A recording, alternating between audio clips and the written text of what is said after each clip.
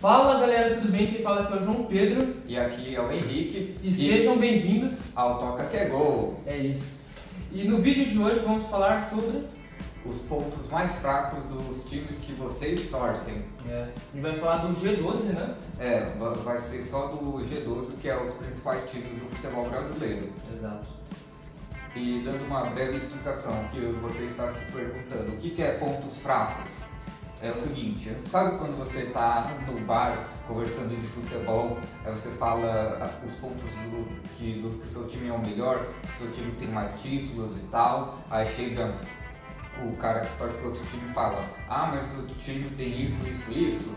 Então, é disso que a gente vai falar de cada um dos times do G12, analisando a situação de cada time. Então, por exemplo, tem que ser alguma coisa que esteja ligado ao rival, não tem que ser com um time aleatório, tem que ser ligado ao rival. Sim, exatamente. E se você gostou da ideia do vídeo, se você gosta de um vídeo assim, já deixa o seu like, se inscreve aqui no canal, tá bom? E segue a gente lá no Instagram, principalmente Toca Que É Gol. Vou estar deixando aqui tanto na descrição como no comentário fixado e também na edição. E se vocês quiserem, a gente pode fazer o mesmo vídeo, só que ao inverso, falando dos pontos mais fortes. Sim. Aquele argumento que quando o seu amigo está usando para rebaixar o seu clube, você usa para enaltecer o seu clube. E também falar de outros times da Europa, os times fora do eixo do Brasil, e é isso. Seria bem interessante mesmo. Então bora pro vídeo. Bora. O primeiro time é o Atlético Mineiro. Lembrando que está em ordem alfabética, né? Exatamente. Menos títulos do que o seu rival Cruzeiro, títulos de expressão, como Brasileiro, Libertadores, títulos de importância mesmo, que seja mais significativo, o Atlético Mineiro tem menos do que o Cruzeiro. Sim, em todas as principais competições do futebol brasileiro, o Atlético tem bem menos títulos do que o Cruzeiro, e se você analisar títulos em geral, tirando títulos regionais e estaduais, também é bem menos de forma geral, o que provavelmente deve incomodar. E outro ponto fraco do Atlético Mineiro seja a sua eliminação em 2013 no Mundial para o time da África, o Raja Casablanca. Exatamente. Porque um time sul-americano na época ser eliminado, e o Raja nem era o campeão africano, ele estava como representante do país 7, que era o Marrocos. Sim. E o Galo tinha o Ronaldinho. Gaúcho. Então é uma eliminação que ficou marcada para a história, então são 2 pontos. Eu quero só fazer um complemento, talvez os atleticanos eles podem achar que outro ponto fraco deles seja o estádio, porque apesar deles agora terem o estádio, esse estádio não está dando muita sorte, porque no começo só o Cruzeiro ganhava e o primeiro título do estádio foi do Flamengo, a Copa do Brasil, que é o maior rival fora de Minas deles. Enfim. E agora é o Botafogo, Fogão, que uma das maiores fraquezas é a sua freguesia pro Vasco, Fluminense e Flamengo, tá bom? Exato. Diante dos 4 grandes, o Botafogo leva a pior para todos em confrontos diretos, o que provavelmente é algo que deve incomodar muito o seu torcedor.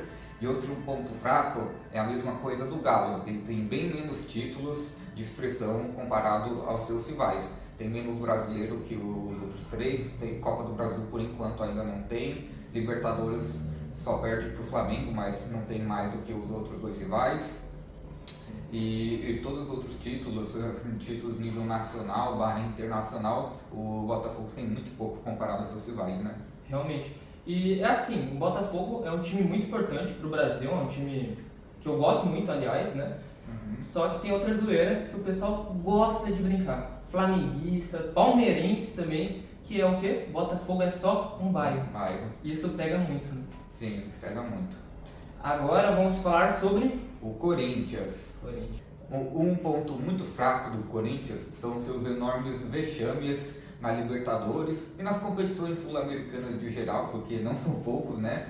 Mas de longe, talvez o que mais incomodou o torcedor do Corinthians foi o do Tolima, que eles tinham o Ronaldo Fenômeno lá em 2011. Tem também o Guarani do Paraguai, que isso é muito engraçado porque o presidente do Corinthians falou na época, a gente teve sorte de não pegar nas oitavas um Boca, um River, a gente pegou um que a gente vai passar, e aí o Guarani ganhou os 2 jogos, né?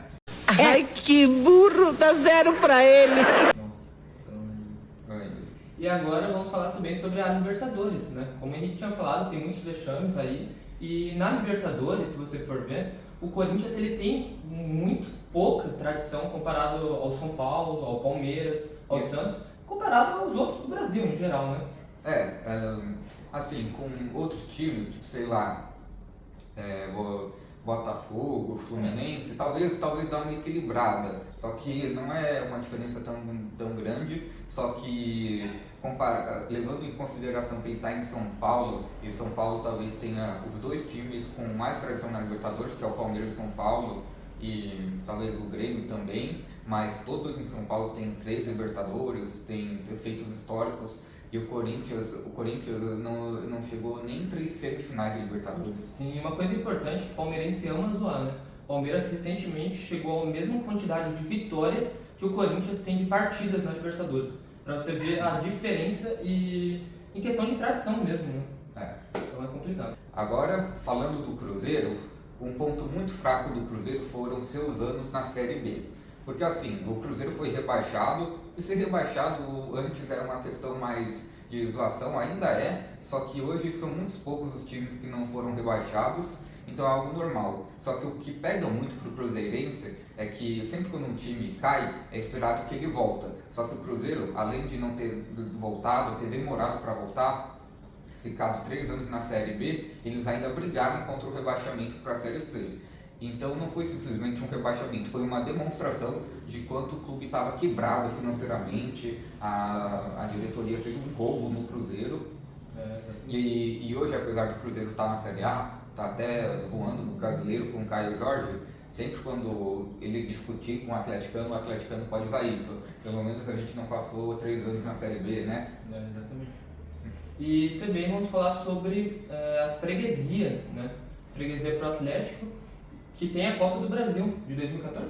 Copa do Brasil de 2014, o Henrique vai falar um pouco mais sobre ela. A Copa do Brasil de 2014 tem uma extrema importância para o atleticano, porque além de ter sido a primeira Copa do Brasil deles, foi ganha diante do maior rival, que é o Cruzeiro. E isso mostra o quanto o Cruzeiro leva bastante a pior comparado no confronto contra o Atlético Mineiro. Então, mesmo que o Cruzeiro tenha mais títulos, o atleticano ele sempre pode pegar isso de pelo menos a gente é o pai de vocês e ganhamos a maior final contra vocês, né? E o Cruzeiro ele é um dos maiores campeões da Copa do Brasil. É o maior campeão. É o maior campeão, então pega muito mal. Naquela competição que você se gaba tanto por ter mais, você perder dói muito, né? Ainda mais a final, né? Final.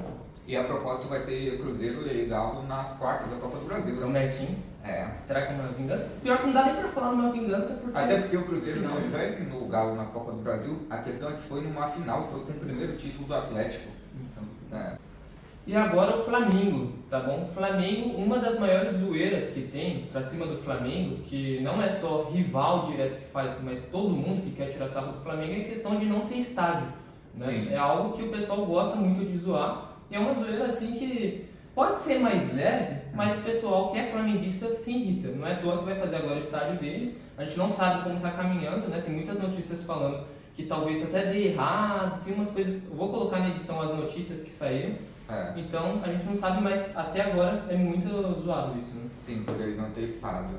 Outro ponto que pega bastante na ferida para os flamenguistas é um vexame que eles passaram na Libertadores. O Flamengo também tem uns vexames históricos na Libertadores, só que em especial que é o de 2008 contra o América do México. Você que é flamenguista mais velho, só de falar você já ficou, não, essa história de novo não. Que assim, na época tinha a regra do gol fora, o Flamengo tinha ganhado o jogo de ida no México do América por 4-2, ou seja, mesmo se eles perdessem de 2-0 ou de 3-1, eles ainda estavam classificados pela regra do gol fora, não é? Sim. E só não podia perder de 3 ou mais, ou de 4-2 que ia levar para os pênaltis. E aí chega o jogo de volta no Rio, no Maracanã, e eles tomaram 3-0 do América do México, cara. Cara, isso é muito vexame. Em casa. Outro ponto também do Flamengo que gera bastante discussão, mas isso eu creio que não incomoda tanto, mas é um ponto de discussão, é o Brasileiro de 87. Que assim, esse brasileiro não não tem tanta discussão, é só um asterístico mesmo, só que é um ponto que eu acho que pesa muito, é que o plano da CBF era fazer um quadrangular com Sport, Guarani, Flamengo e Inter, e o Flamengo e o Inter não terem ido jogar por pura escolha. Eu acho que se o Flamengo optasse por ter jogado o quadrangular, não teria essa discussão, e eu acho que a decisão da CBF de manter o Sport como campeão está correta. E é muito polêmico, né? É algo que já passou muitos anos e ainda assim é polêmico. Se você está numa discussão com um flamenguista, lembre-se, 87 é do Sport. Bom demais. E agora vamos falar sobre o Fluminense. Ou Fluminense. Com C. Importante isso. Brincadeira. Brincadeira. Mas é algo que é muito zoado, a questão do Fluminense na Série C, porque é a Série C, né? É autoexplicativo, né? É o único do eixo que caiu para a Série C. Uma vez eu já vi um comentário que o cara falou: se não fosse o Fluminense, a Série C não seria respeitada e seria menosprezada que nem a Série D. E é verdade. E é verdade. E agora, outro ponto que pega bastante pro Fluminense é o tapetão, que cara, é muito engraçado. O Fluminense tem história nos anos 90, nos anos 2000 e na última década, e tudo ele está envolvido em tapetão, que a história de como ele sempre consegue escapar da Série B no tribunal, né? Por exemplo, eu acho que um ano antes dele cair para a Série B, ele já devia ter caído, mas devido a uma manipulação de resultados ele não caiu. Aí caiu para a Série C, foi campeão da Série C, aí foi direto para A, coisa bizarra. E o caso talvez o mais emblemático, que é o mais recente, em 2013, quando ele terminou rebaixado. E detalhe, um ponto muito importante, ele terminou rebaixado sendo o atual campeão brasileiro. Só que aí, devido à escalação irregular do Flamengo e da Portuguesa, ele não caiu, foi a Portuguesa que caiu no lugar. E a gente é daqui de São Paulo, e numa região próxima do estádio do Canindé, e a gente sabe o quanto o torcedor mais do time paulista tem uma simpatia pela Portuguesa e tem muita pena dela por tudo que aconteceu. Aqui mesmo no bairro onde eu moro, tem São Paulino, palmeirense que ainda vai assistir jogos da Portuguesa, jogos recentes que teve esse dia, o pessoal gosta de assistir, e tudo muito por conta, querendo ou não, disso, né? A questão do rebaixamento. Assim, por mais que isso são casos mais do passado, ainda é pontos assim de discordância e assim, ser o único do eixo que caiu para a Série C é um feito inacreditável, né? Inacreditável. Bom, e agora o próximo time é o Grêmio, e assim, um dos pontos mais fracos do Grêmio é a questão de pontos corridos. O Grêmio é conhecido por ser um time copeiro, um time que sempre se dá bem em campeonatos de mata-mata, esse negócio. Só que em pontos corridos ele não é lá tudo aquilo, porque ele nunca venceu um brasileiro nos pontos corridos. Tudo bem que o Internacional também não ganhou, mas eu acho que o Inter teve mais vezes que teve mais perto de alcançar o brasileiro nos pontos corridos. E tem também a questão de que ele sofre muito nos pontos. Tipo, ele tem 2 rebaixamentos nos pontos corridos, um deles amargando a lanterna, um deles muito surpreendente, que ninguém esperava, que foi o de 2021. Está sofrendo no atual e nos anos 90, no Brasileirão de 91, quando ele caiu na fase de pontos corridos. Tanto é que ele subiu para a Série A no ano seguinte, mas ele nem ficou no top 4, ele deve ter ficado em 7º, sei lá, na Série B. E tem também a freguesia, né? Freguesia pro Internacional, que aliás, esse ano, 2025, eles perderam o estadual e eles iam chegar a 8 títulos seguidos, certo? 8 seguidos. Que é algo que o Internacional conquistou, você disse que todos, né? O Internacional já conquistou 8 seguidos e todos foram em cima do Grêmio. Nossa, pelo amor de Deus, pega muito. E aí o Grêmio tem lá a chance desse ano de pelo menos ter também 8 seguidos, e eles perdem justamente pro Inter. Nossa, deve ser ruim, hein, aturar isso. Pelo amor de Deus. Agora, aproveitando que a gente falou do Grêmio, vamos falar do seu maior rival, o Internacional. Talvez um dos pontos que mais mexem com o torcedor do Internacional seja o vexame que eles passaram em 2010 no eterno Mazembe Day. Eles perderam para o Mazembe, o time da República do Congo, e ficou marcado muito por ter sido a primeira vez que um time da América do Sul ficou fora de uma final do Mundial. Mas a questão não é nem essa. É porque, por exemplo, o Raja Casablanca ganhou do Atlético, só que, pô, o Marrocos é um país mais forte, mais consolidado. Agora o Mazembe é um time totalmente desconhecido, ninguém conhece muito os jogadores de lá. É um país que enfrenta crise gigante. Aí chega lá um time nada a ver e é o primeiro da história que elimina um sul-americano do Mundial. E o Inter tinha tudo para passar. Realmente. E a segunda é ter menos títulos, né? Relevantes. Exceto o brasileiro? Exceto o brasileiro. Que no brasileiro o Inter tem 3 e o Grêmio não. Mas no resto, tudo o Inter perde pro Grêmio. Tem menos Copa do Brasil, com uma diferença bastante grande, 5-1. E eu acho que o ponto mais forte seja a Libertadores, porque o Grêmio tem uma Libertadores a mais, mas o foco não é nem nesse. O foco é que o Grêmio é conhecido muito por ser um time cheio de tradição na Libertadores, enquanto o Inter, não que o Inter não tenha tradição, mas é bem menos comparado ao Grêmio e só ganhou sua primeira em 2006. Aliás, a gente tá falando isso no dia seguinte da eliminação do Internacional pro Flamengo, né? E foi eliminado de uma maneira... Não sei se a palavra mais certa, mais correta para isso seria vergonhosa, mas que foi uma triste eliminação, foi. Porque estádio lotado, a torcida acreditando, empurrando, sabe? Foi um balde de água fria. Realmente. Agora a gente vai falar do Palmeiras. Esse eu vou deixar para você, porque você é torcedor das Pepas, e aí você pode falar tudo, porque isso você conhece bem. Tem que aturar isso minha vida inteira, né? E é engraçado, gente, porque você sai na rua com a camisa do Palmeiras, pra quem é palmeirense vai entender muito bem, você sai na rua, não precisa ser dia de jogo não, tá? Qualquer dia, você sai na rua, você tá passando na rua, vai ver alguém que você não conhece e vai falar, e aí, sem Mundial? Era de se imaginar. Exato. É normal assim, você só dá risada, brinca, como o cara tá provavelmente vai estar sem camisa de clube, você não consegue nem dar uma zoada junto, né? Mas as maiores zoeiras pra cima do Palmeiras são que não tem Mundial, né? Tem a de 1951, que como eu tenho que fazer a minha tarefa aqui com profissionalismo, a gente vai colocar que não tem, né? Mas também tem a questão do rebaixamento. Que o Palmeiras é o time que mais foi rebaixado dos de São Paulo. E a questão do Mundial não tem como, porque é o único de São Paulo que não tem Mundial. Aí isso ficou uma marca muito registrada. Tanto é que às vezes a pessoa nem sabe o que é Mundial e usou o Palmeiras. O que tem de mulher, de menina que fala Palmeiras não tem Mundial? Você fala, que time você torce? Corinthians. Fala 2 jogadores, não sabe nenhum, fala Cássio. Cássio não tá mais, gente. Que isso, rapaz? Exatamente. É algo assim que eu sinto, sendo bem sincero, como palmeirense. Eu tô contando o tempo, porque daqui a pouco tem Palmeiras.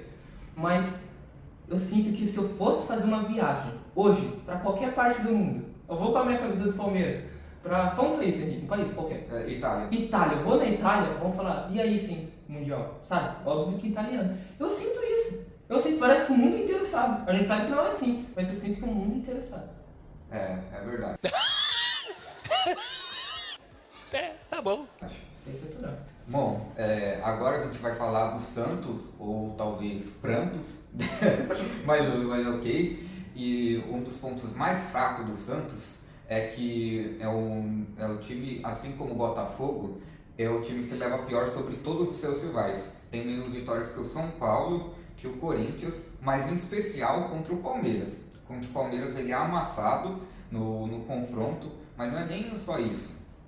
É que é muito marcado porque as principais partidas em que o Santos decepcionou sua torcida em questão de final sempre é contra o Palmeiras, e tem também o fato de que antes do Palmeiras ser o que é só por causa da Crefisa, eu preciso falar isso aqui, o Santos salvou entre aspas, o Palmeiras do rebaixamento, e aí logo em seguida ele ganha a Copa do Brasil em cima do Santos, e depois ganha a Libertadores, na pior final de Libertadores da história. E vamos ser sinceros, talvez se o Santos tivesse ganhado aquela Libertadores, ele não estaria brigando tanto contra o rebaixamento quanto atualmente. E a gente precisa falar, mas ele foi perfeito no que ele disse. Em questão desse negócio de Santos e Palmeiras, eu como um bom palmeirense que sou, eu sinto que o Santos é um baita de um amigo. Obrigado, amigo. Você é um amigo. Com todo respeito, sabe? Aquela final da Copa do Brasil, que foi um dos primeiros títulos que eu vi, Pelo amor de Deus, gente. Tá bom que ele já era no jogo de ida, né? No jogo de ida, muita gente, depois que o jogo de ida termina, já decreta o Santos como campeão. Muitos jornalistas falando isso, sabe? Porque o Santos era um time muito melhor, sabe? Tem vários motivos.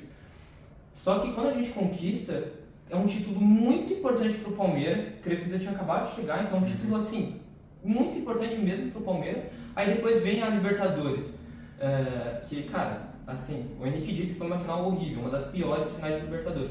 Até entendo, mas como palmeirense, pra mim se torna, melhor qualquer outro título que seja, entende? Melhor que a Champions do Real Madrid contra a Juventus, exemplo, que foi um baita de jogada.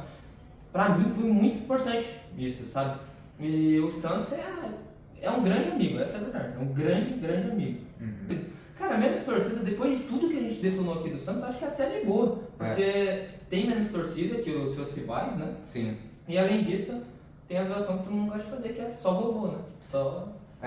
E assim, a questão que o Santos tem menos torcida é uma questão até, talvez não seja tão ruim, mas a questão se você analisar, todos os outros times paulistas, eles têm as maiores torcidas do Brasil. Sim. Não só porque São Paulo é o estado mais populoso, mas tirando os times, tirando o Flamengo, talvez o Vasco e os outros times cariocas, eles são os que mais têm torcida no resto do Brasil. Tem corintiano, São Paulino, palmeirense no Nordeste, no interior de Minas, no Paraná principalmente, no Mato Grosso, em Goiás, e o Santos só tem aqui em São Paulo. Eu acho que é mais na cidade de Santos e mais na capital. Acho que nem no interior tem tanto santista. Não, acho que não. E só mencionar uma coisa, né? Lá na época do Pelé, o Palmeiras, ele batia de frente com o Santos. Então essa rivalidade, não dá nem... Daria pra colocar como ponto fraco essa rivalidade? Acho que daria, sim, né? Sim. Porque naquela época o Santos de Pelé, não precisa nem falar muito, era gigante, muito forte, e o Palmeiras batia de frente, com a Ademir da Guia e tal, batia de frente. Então acho que é uma rivalidade muito histórica e que o Palmeiras leva, pra não falar sempre, quase sempre a melhor, entende? Ou pelo menos nos títulos talvez mais importantes, que foi a Libertadores, talvez a gente encontre outros, né? O Palmeiras levou a melhor. Então talvez seja um terceiro componente, né, do Santos. Sim. Agora, próximo, que é o meu time, o São Paulo. E esse eu vou ter que ter mais autoridade para falar, né? Todo certo. E assim, talvez o maior ponto fraco para os São Paulinos, assim, e de forma geral, porque depende muito da época também, mas talvez o mais ponto fraco seja a freguesia do São Paulo para o Corinthians.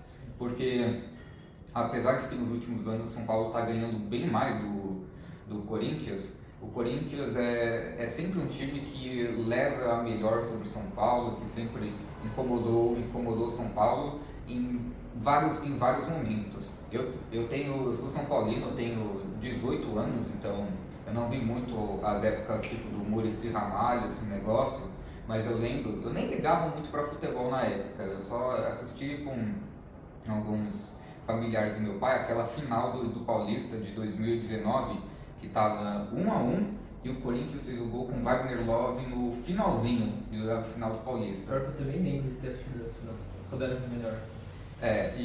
Cara, isso foi uma coisa muito ruim para todo São Paulino, principalmente mais jovem, mas não é nem só isso. Por exemplo, no Brasileirão de 2007, quando o São Paulo conquistou o bicampeonato brasileiro, que logo que iria conquistar o tri, São Paulo teve a melhor defesa da história dos pontos corridos e foi campeão com sobras, enquanto o Corinthians foi rebaixado. Aí numa sequência que o São Paulo estava muitos jogos sem perder, o Corinthians estava na zona de rebaixamento, o Corinthians ganhou do São Paulo no Morumbi. Então é uma freguesia que incomoda muito. Eu acho que outro ponto fraco para o São Paulino seja a eliminação para o Talheres, que apesar de isso já ter passado, não ter sido algo que marca tanto, foi uma eliminação surpreendente na época, porque o São Paulo nunca tinha caído na pré, ainda mais para um time de menor expressão. E eu acho que outro ponto, como menção honrosa para o São Paulo, seja os últimos anos, porque o São Paulo, na década de 90 e 2000, foi o principal clube do Brasil, com Libertadores, Mundial, o tricampeonato brasileiro, e ficou um longo período de jejum. Agora voltou a conquistar título, ganhou o Paulista com o Crespo, a Copa do Brasil, que foi uma conquista enorme para mim, eu gritei muito na Copa do Brasil, teve a Supercopa, só que assim, pelo São Paulo ser um time gigante, considerado por muitos o maior do Brasil, títulos assim não é muito para um time do tamanho do São Paulo. Por exemplo, você pega um time que não é do eixo Rio-São Paulo, como sei lá, um Atlético, um Grêmio, eles estão muito tempo sem ganhar título de expressão, mas você não vai falar que eles estão em crise. Agora, quando você pega um time do tamanho do São Paulo, mesmo que ganhe, sei lá, uma Copa do Brasil e fique um longo tempo sem ganhar um título relevante, você já dá aquela estranheza, né?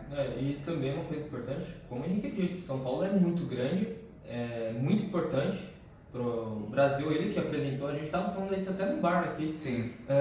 Que ele apresentou para os brasileiros a Libertadores, então ele é muito importante, São Paulo, sabe? Acho que, por mais que tenha conquistado, acho que a Copa do Brasil se salva disso, porque é uma conquista inédita, mas tipo, o Paulista saiu da fila e tal, né? E a Supercopa são títulos importantes, mas para o São Paulo parece muito pouco, não parece? Exato.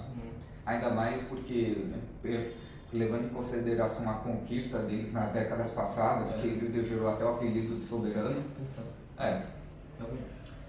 E para fechar com chave de ouro, O Vascão. o Vascão. O Vascão. Rapaz, só tem coisa boa pra falar do Vasco, né? Eu vou cair! Não vai nada, pé de 6-0. A gente vai falar isso até o final do ano, né? Com certeza. Bom, o grande ponto do Vasco, o ponto mais fraco, não tem nem surpresa, né? Fala aí. Rebaixamento, né? Cara, assim, eu e o Henrique, a gente brinca muito, né? Do nosso segundo time. Pra zoar, né, e tal. Eu falo que eu sou vascaíno, ele fala... Às vezes eu sou fluminense, antes eu era atleticano, às vezes eu sou outro. Na verdade, atualmente eu sou qualquer time e sempre sou Palmeiras, porque eu não suporto os palmeirenses.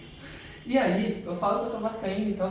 E cara, é triste, porque eu não vejo a hora do Vasco ganhar um título que seja. Qual o nome daquela taça Guanabara? Que seja, nossa, ótimo. Só pra zoar o Henrique, só pra falar, olha Henrique, ganhamos finalmente.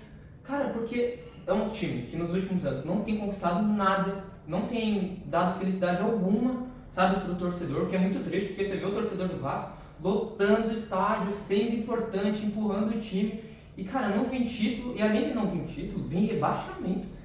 Eu acho que assim, claro que o ponto mais fraco do Vasco são seus rebaixamentos, mas eu acho que o grande ponto, o X da questão, não é nem os rebaixamentos, mas sim a história por trás de todos os rebaixamentos, que é o quê? A péssima gestão, os roubos, principalmente daquele presidente Eurico Miranda, que transformou o Vasco nisso que ele é. Então não é assim, eu sou o carioca com mais rebaixamentos. Não, o time que era bateu de frente com o Real Madrid, participou daquele Mundial, hoje meio que você olha para assim, e tem ainda a quinta maior torcida do Brasil, e ainda não conquista tantos títulos, e além disso, é um time que se associou a brigar contra o rebaixamento. Exatamente. Assim, não é uma coisa que ficou no passado, é algo que foi construído devido à má gestão, e não só má gestão, mas como corrupção, esse negócio, principalmente envolvido ao Eurico Miranda. Que é um baita personagem, né? Querendo ou não, um baita personagem, é um cara que muito polêmico. Foi ele que protagonizou a camisa do SBT. Nossa, isso é bom demais. Nossa, isso é bom demais. Então, cara, o que falar do Vasco, né, gente? É um time que, como o Henrique disse, se associou muito bem à briga pelo rebaixamento. E não era assim. Então, vamos encerrar o vídeo por aqui? Vamos encerrar. Se você gostou, deixa o seu like. A gente pode fazer uma nova versão, só que ao invés de falando dos pontos fracos, falando dos pontos positivos, aquele que o seu time entende melhor para você usar como argumento. Exato. E também fazer com outros times também. É isso. E foi um vídeo muito legal. Sim. Um vídeo muito legal, a gente zoou com vários clubes e tal. E agora chegou a vez de elogiar. Então, se você quer ver a gente elogiando o seu time, falando pontos importantes do seu time, para você até usar na discussão com seus amigos e tal, deixa aí sua curtida, deixa aí seu like, que é muito importante. E comente, tá bom? Comenta aí o que você quer ver. E segue o Toca Pegou no Instagram. Muito importante, isso é muito importante. Estamos com 700 seguidores lá, tá bom? Então segue lá, é muito importante, a gente posta todos os dias. E é isso, galera. Muito obrigado por ter assistido até aqui e falou. Bom vídeo, cara, bom vídeo.